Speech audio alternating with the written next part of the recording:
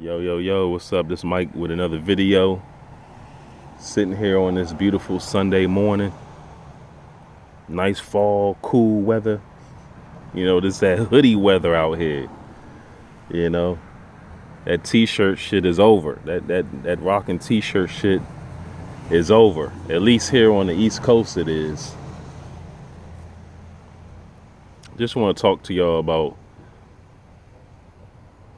a little follow-up video about Samsung A20, and in my opinion, the mid-range and the low budget range, or affordable range of smartphones, whatever you want to call it, in my opinion, it's starting to make these like flagships a little obsolete.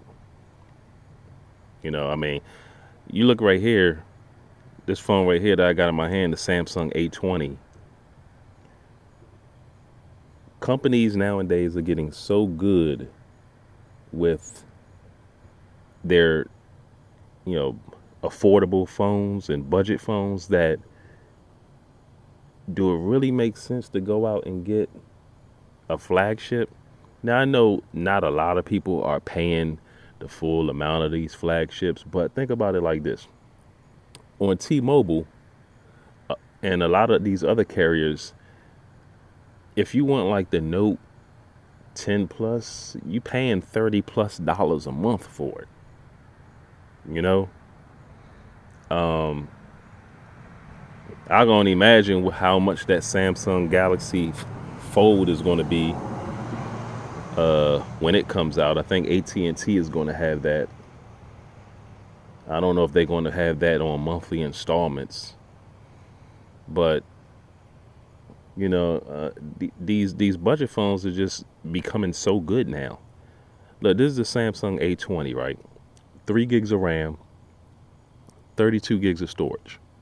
Okay, you're getting pretty much the same user interface as the S10 and the Note 10. You're getting a lot of the same features, the same type of setting system. You know what I'm saying? You're getting you can use the same apps, the theme store, Good Lock right there, the Samsung theme store, the Galaxy store. Now the camera on the A20 probably isn't as good. That's that's pretty much accepted that it's not going to be as good as like the Note or the S10. But for what people do with their phone cameras, for their Instagram pictures and Facebook, I don't really think that's that big of a deal. As long as the camera is not like outright horrible, you know what I'm saying, you should be good. But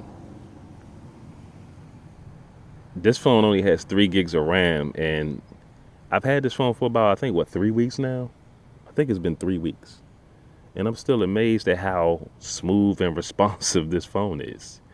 And I think Samsung should start using their own processors instead of the Snapdragon processor. Because this A20 has the Exynos 7884 processor, I think it is. It doesn't use like a Snapdragon 6 series, because normally when you see a lot of these like mid-range or budget type of phones, they use like a Snapdragon 6 series type of processor, or maybe some Snapdragon 5 series or 4 series or something like that.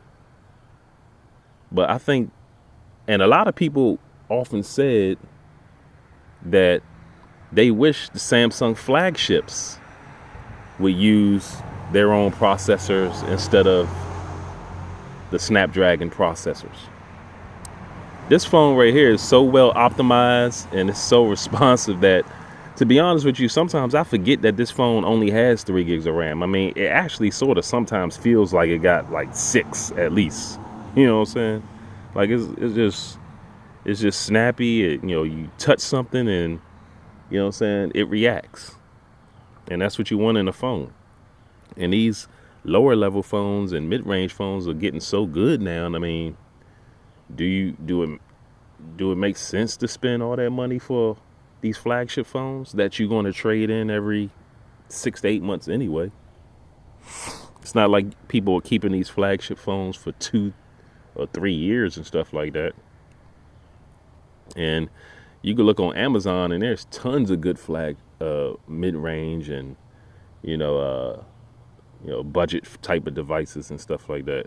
That you know most people do the same thing on their phone, social media, Instagram, Twitter. They may watch some videos, Netflix or Amazon Prime Video, or saying something like that, or stream music, Spotify, Amazon Music Unlimited, Google Play Music, like that, or Pandora, or some other music type of site.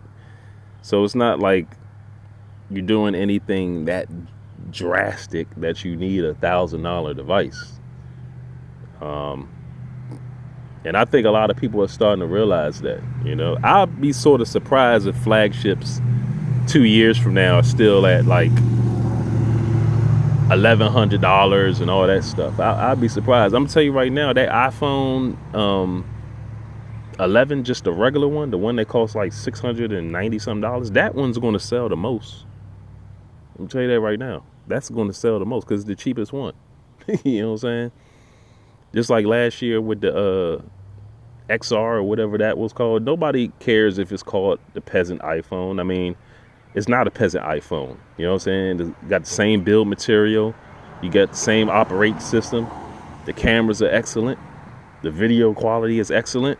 You know what I'm saying? I mean, so it's not a peasant phone. You know what I'm saying? So I don't really know. I've heard like quite a few people call that the peasant iPhone or something.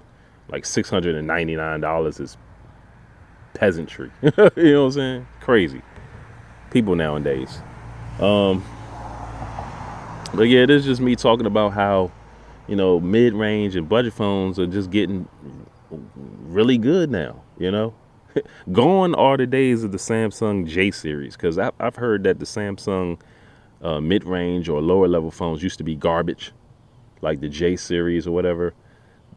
Samsung came with a bang with their A series, the A10, the A20, the A30, the A40, the A50, the A60, even like you can get an A70 for like $300 and something, and you're talking about 8 gigs of RAM.